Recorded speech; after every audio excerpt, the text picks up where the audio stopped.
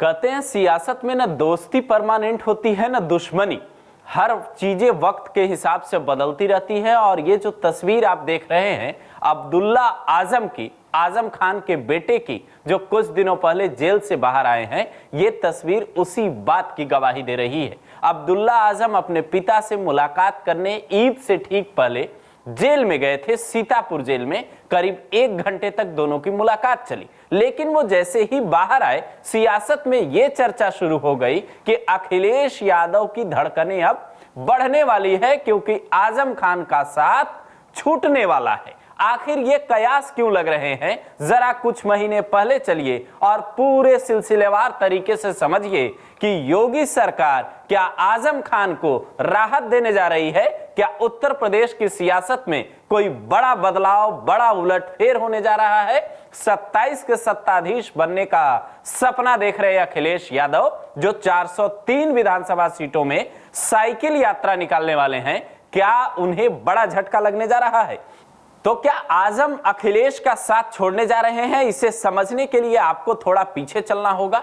10 दिसंबर 2024 को आजम खान सीतापुर जेल से ही एक संदेश भिजवाते हैं रामपुर के सपा जिला अध्यक्ष अजय सागर के हवाले से, और उसमें यह लिखा होता है कि आजम खान जब जेल गए तो सपा ने उस मुद्दे को ठीक से नहीं उठाया। जानकार ये भी कहते हैं कि आजम मुलायम के गुट के नेता थे और अखिलेश यादव और मुलायम सिंह यादव में जब नहीं बन रही थी तब उस दौर में भी आजम खान इस बात को लेकर बेहद निश्चिंत थे कि जब तक मुलायम सिंह यादव हैं सपा के प्रति हम निष्ठावान हैं और सपा में ही हैं। लेकिन मुलायम के जाने के बाद आजम खान का मन बदलने लगा और एक बार तो ये भी हालात हुए जब आजम खान के पार्टी छोड़ने के कयास लगे। लेकिन उसके बाद कहते हैं कि कपिल सिब्बल जो उनके केस लड़ रहे हैं उनको राज्यसभा भेजकर अखिलेश ने आजम को मना लिया था। लेकिन इस बार कुछ ऐसा होने की गुंजाइश नजर क्यों नहीं आती, जरा इसे समझिए।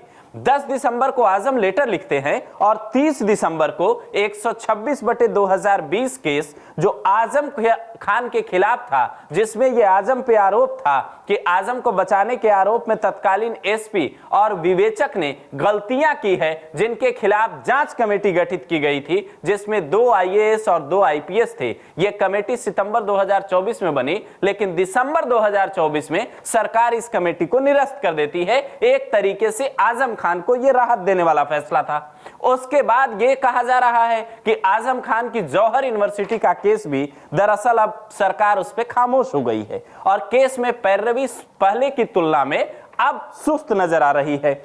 आजम खान की पत्नी तंजीम फातिमा कुछ दिन पहले ही जेल में पति से मुलाकात करके आई हैं, करीब 1 महीने पहले। आपको वो दौर भी याद होगा जब आजम खान से जेल में मिलने पर भी सख्ती थी, लेकिन अब ईद से पहले उनके बेटे अब्दुल्ला आजम जेल में जाकर मुलाकात करते हैं। तो इसके पीछे की कहानी क्या है। आजम खान तो मई 2022 में भी जेल से 27 महीने बाद बाहर आए थे। तो इसकी कहानी दरअसल ये खबर आई कि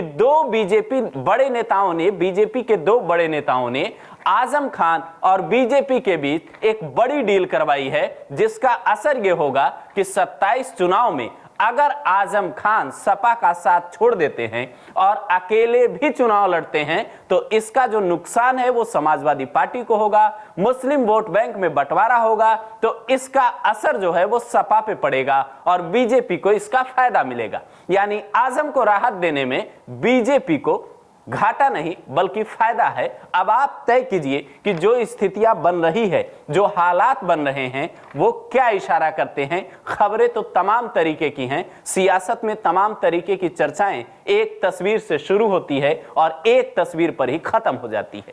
आपको क्या लगता है, कमेंट करके अपनी राय जरूर दें।